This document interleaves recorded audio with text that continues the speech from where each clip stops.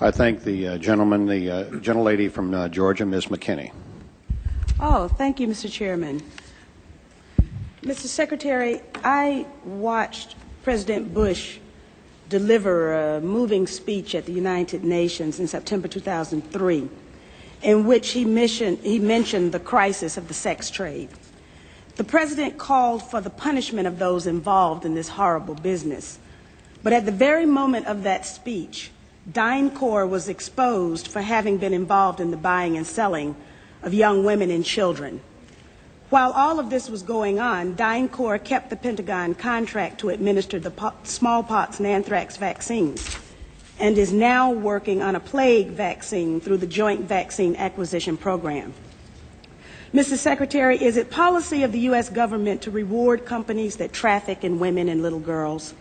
That's my first question. My second question, Mr. Secretary, according to the Comptroller General of the United States, there are serious financial management problems at the Pentagon, to which Mr. Cooper alluded.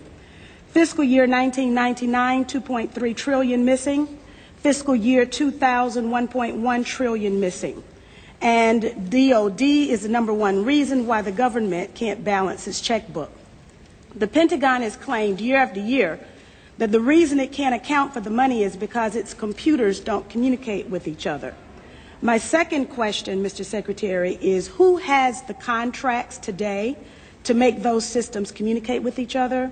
How long have they had those contracts? And how much have the taxpayers paid for them? Finally, Mr. Secretary, after the last hearing, I thought that my office was promised a written response to my question regarding the 4 war games on September 11th. I have not yet received that response, but would like for you to respond to the questions that I've put to you today, and then I do expect the written response to my previous question, hopefully by the end of the week. Thank you, Representative. First, the answer to your first question is no, absolutely not. The policy of the United States government is clear, unambiguous, and opposed to the activities that you described. The second question. Well, how do you explain the fact that DynCorp and its successor companies have received and continue to receive government contracts? I would have to go and find the facts, but there are laws and rules and regulations with respect to government contracts, and there are times that corporations do things they should not do, in which case they tend to be suspended for some period. There are times then that under the laws and the rules and regulations passed by the Congress and implemented by the executive branch, that corporations can get off of out of the penalty box, if you will, and be permitted to engage in contracts with the government. They're not generally not barred in perpetuity. This company was never in the penalty box. If you could proceed to my second question, please. The second question.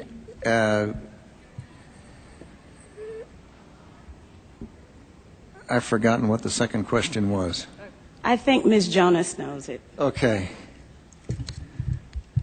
Thank you, Ms. McKinney. I appreciate the question. I appreciate your interest in our department's financial condition, and we are working very hard on that program. I've just come back recently. I understand that you're working hard on it, but my question was, who has the contract? How long have they had that contract, and how much money have we spent on it?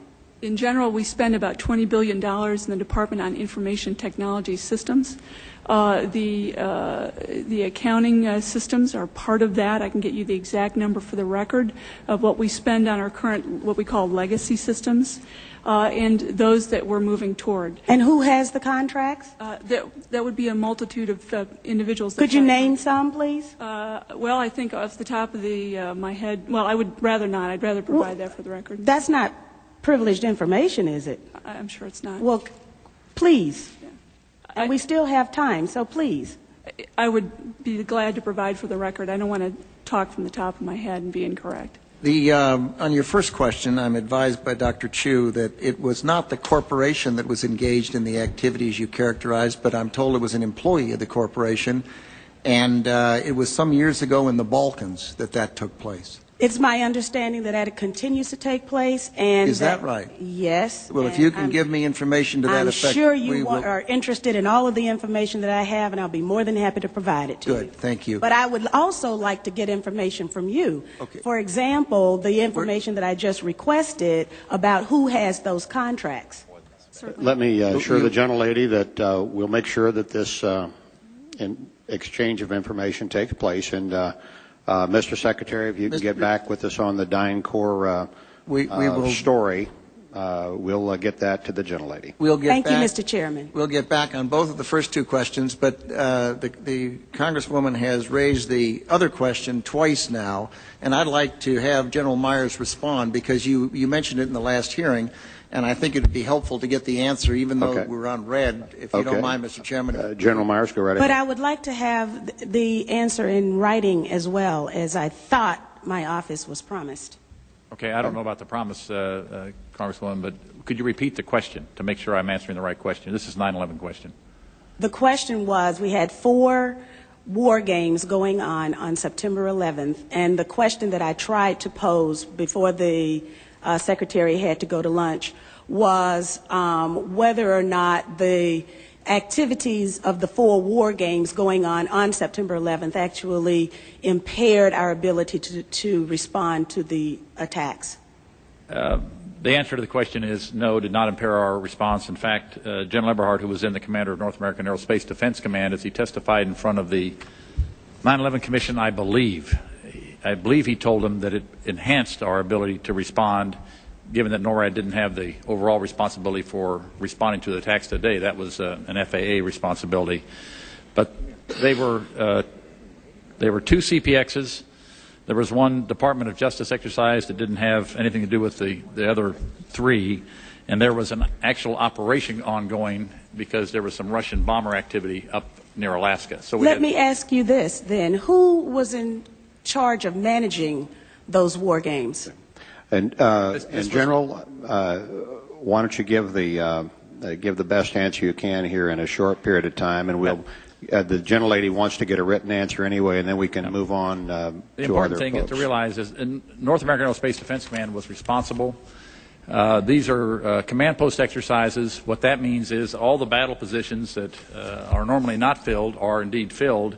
So it was an easy transition from an exercise into a real-world situation. It actually enhanced the response. Otherwise, it would take somewhere between 30 minutes and a couple of hours to fill those positions, those battle spaces, with the right staff officers. Mr. Chairman, begging your indulgence, was September 11th declared a National Security Special Event Day? I'd have to look back. I do not know. You mean after the fact or before the No, because of the activities going on that had been scheduled at the United Nations that day. I'd have to go back and check. Don't know. Thank you.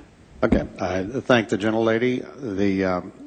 The chair would ask the gentleman from South Carolina to indulge us in that I should have called on Mr. Marshall here in the regular order and missed him, and the gentleman was here. So, if that is that okay, Mr. Wilson? We'll recognize the gentleman from Georgia, Mr. Marshall. Thank you, Mr. Chairman, and I appreciate Mr. Wilson's indulgence. Well, you're going to owe him. Probably not very much.